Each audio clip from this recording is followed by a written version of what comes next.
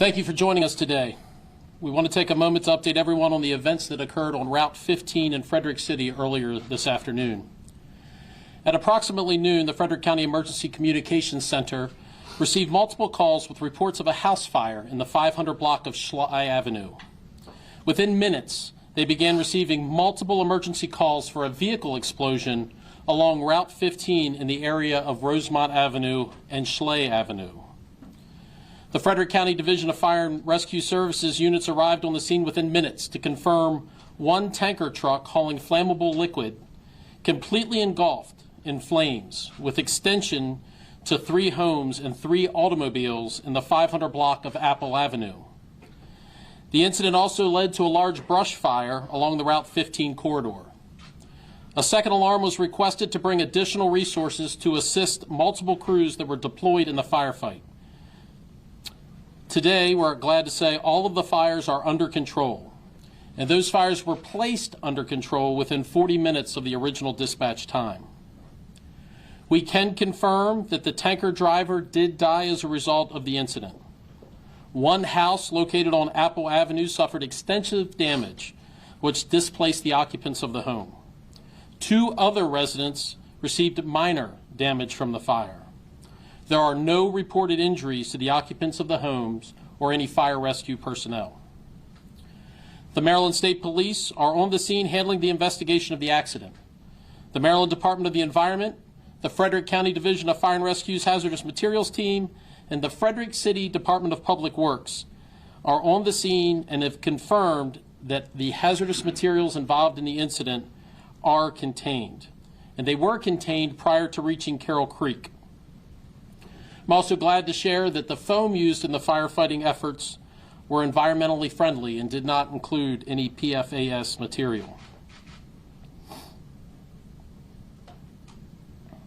There is some foam residue that is visible in Carroll Creek, and we're working with the Maryland Department of the Environment and Frederick City Public Works to contain the spread of that foam from the firefight. There is no risk to the public at this time. On behalf of the Frederick County Division of Fire and Rescue Services, I'd like to thank our local, county, and state partners who worked so hard to keep the residents of Frederick City safe during this event. I'd like to turn it over now to Frederick City Mayor Michael O'Connell.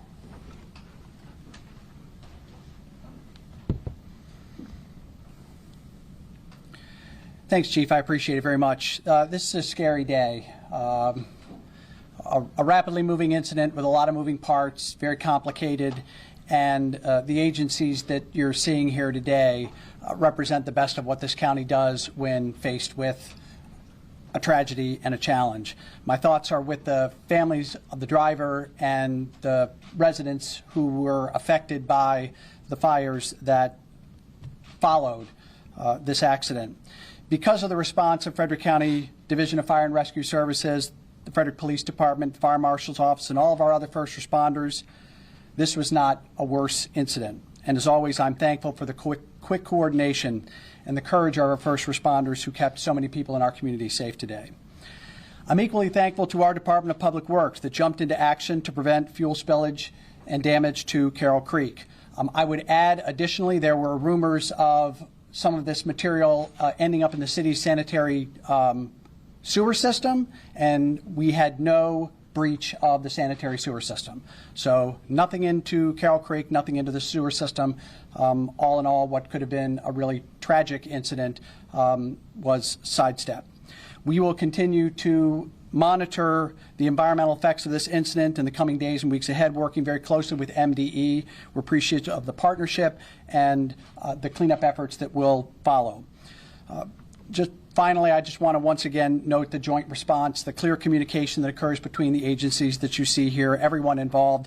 This effective working relationship from the state to the county to the city is really important, and it's why an incident like this isn't more serious than it could have been when the initial reports went out. I'm also happy to say that we've been in contact with the governor's office, with the office of Congressman Trone, with Fort Detrick, all who have offered their support as we continue to work through this effort. And so that partnership that we have exists from the federal government all the way down. So we appreciate very much you all being here. Guess we're ready to take any questions.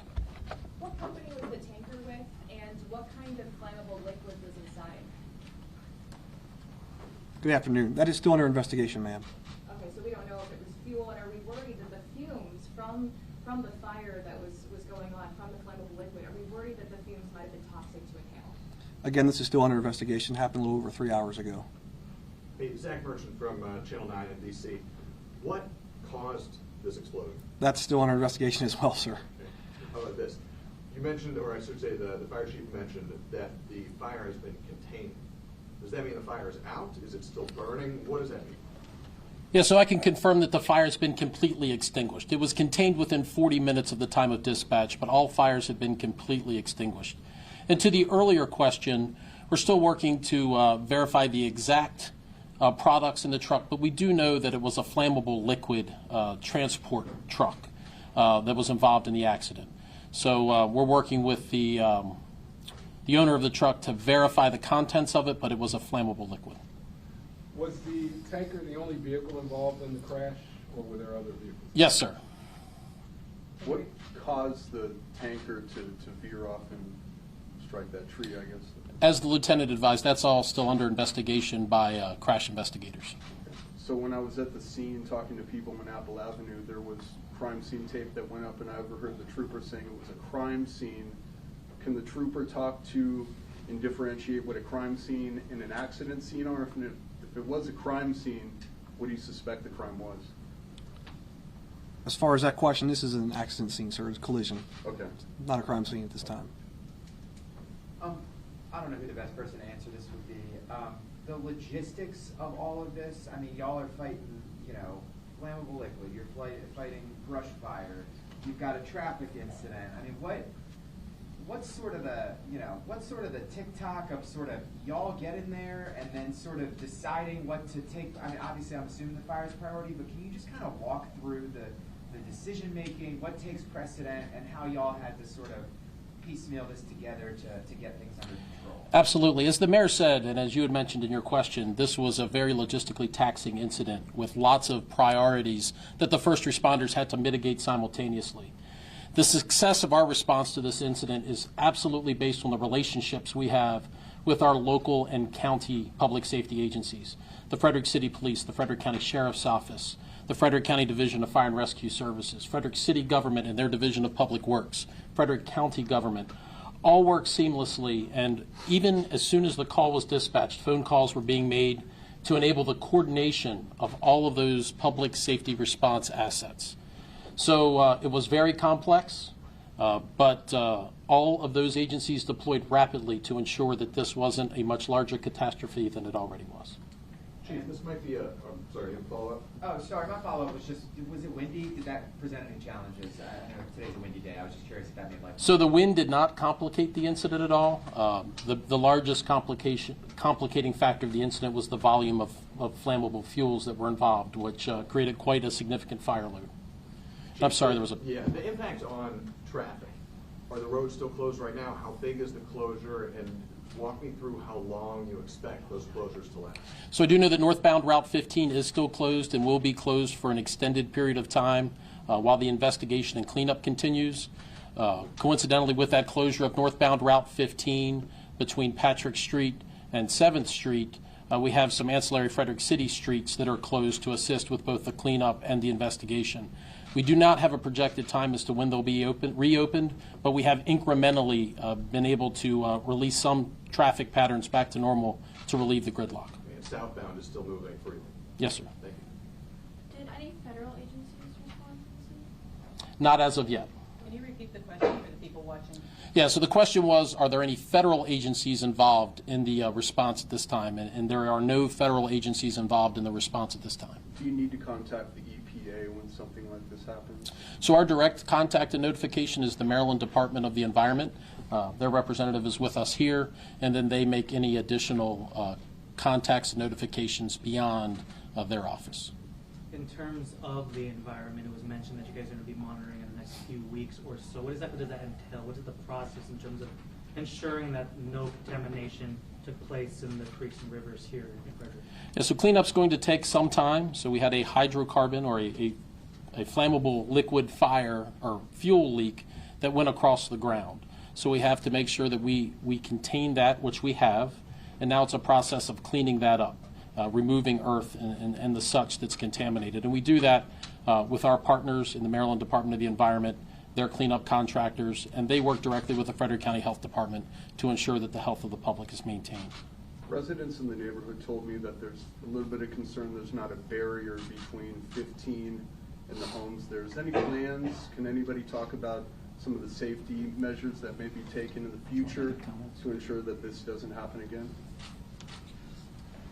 As I think everyone who is familiar with Frederick knows, the Route 15 area through the center of the city has long been a transportation priority. We're trying to get additional lanes.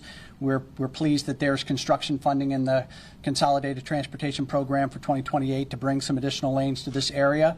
We think that's both a necessity for travel, but it will also improve safety in that corridor. Part of that conversation is the presence of sound barriers. The residents along that area certainly would like to see that, and that's certainly something that we'll continue to advocate for. We want the best, safest traffic through the city of Frederick that we can possibly get. Do we know approximately how many firefighters responded to this need? So this was the equivalent of a second alarm response for the fire service. It's safe to say that we had over 100 fire rescue responders from not only Frederick County, but from Carroll, Montgomery, and Washington counties respond to our to assist in the response.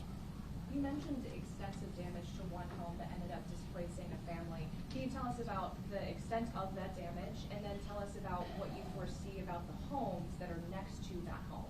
Yeah, so one house on Apple Avenue did sustain what we would call substantial damage. It is not currently livable, and we're working with the displaced occupants to make sure they're appropriately assisted in temporary housing. So I really can't go into much more depth other than that occupancy is no longer livable at this time. The two adjoining properties received what I would call superficial damage from the heat, things like melted siding and the such. So one house was damaged beyond livability, and two sustained superficial damage. Were there ever any evacuations of that neighborhood, or did you get a hold of it? So the incident evolved so quickly, the immediate neighborhood self-evacuated, and the firefighters were able to go in and contain the fire before additional evacuations were needed. So there were no structured evacuations during the event. We're going to take like 3 more questions. This should be an easy one, I hope. Just rewind to the beginning of this incident quickly to make sure we're all on the same page. I know the trooper kindly told us that the cause of the explosion is still under investigation. I think someone up here mentioned, and it was confirmed at the podium, that this tanker struck a tree.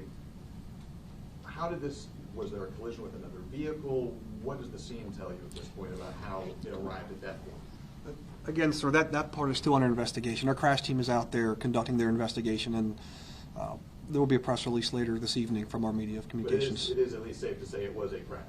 Yes, sir, this was a crash. Yes. Just dialing in on the point of what was in the vehicle, we heard reports that it might have been a gasoline truck. I mean, can you square the circle of we're still investigating what was in the truck with determining the harm or potential harm or lack thereof for the community at large? Yeah, so we believe that the products involved were commonly carried flammable liquids in the line of gasoline and diesel fuel. We have not confirmed the actual quantity yet, so that's why we were not being very specific. But we do not believe there's any harm or concern to the general public at this time based on that release. I didn't see.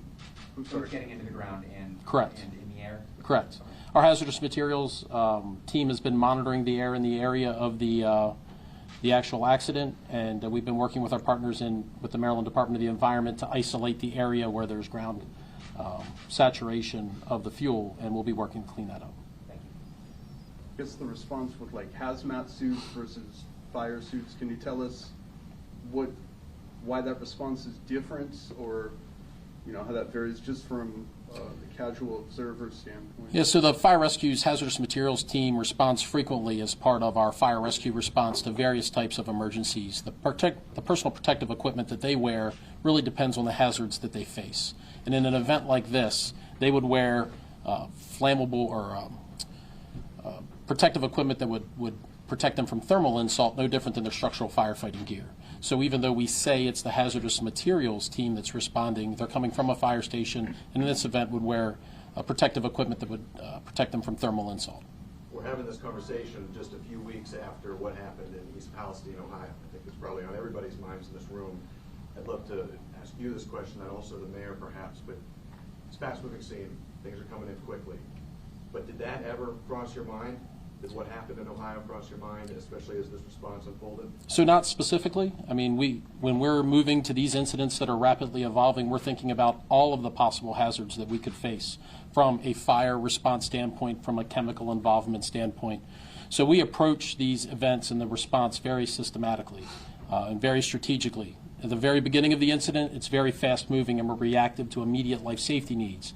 As those events start to calm down or slow down and we get the fires contained, we back up and start to work on some of the secondary concerns, like the ground contamination. So we're working through those issues now with our response partners, but no, at the immediate onset of this call, our minds go to life safety, protecting people, and we really don't have a whole lot of time to think about other events in the nation at the time. If the mayor would like, if this is your community here, I know that you're not responding immediately like the first responders are. Did it ever cross your mind to think, my God, this looks like something we've seen? It's difficult for me because I'm an optimist by nature. So when I hear about any bad incident that's occurring, my first thought is to go to all of the things that seem like the most normal. An accident on Route 15, a house fire that might have, taken a turn. I don't think about the kinds of things that happened in East Palestine, Ohio. I'm kind of glad that my mind doesn't work that way, but I also understand that in the community, these are rapidly evolving incidents. It's easy for the mind to race. We knew that these were going to be questions that we were going to see here today. I'm just grateful that this looks like a fairly routine kind of accident that could occur on any highway anywhere in America, and that this is not anything more challenging than that. You hope every day when you lead a community that you will never be faced with dealing with those kinds of incidents. And I'm grateful once again for the quick response of all the first responders, everybody who's here in the room, who makes the assumption when they respond to this call that it will be the worst thing they ever see. And we're always happy when it's not. Mayor, real quick. All right, that was a news conference underway about this deadly tanker explosion in Frederick County, Maryland. You can see the images there on the right side of your screen. There is extensive damage to homes and vehicles nearby. A lot still under investigation, but we do know that the tanker driver has died as a result of that crash.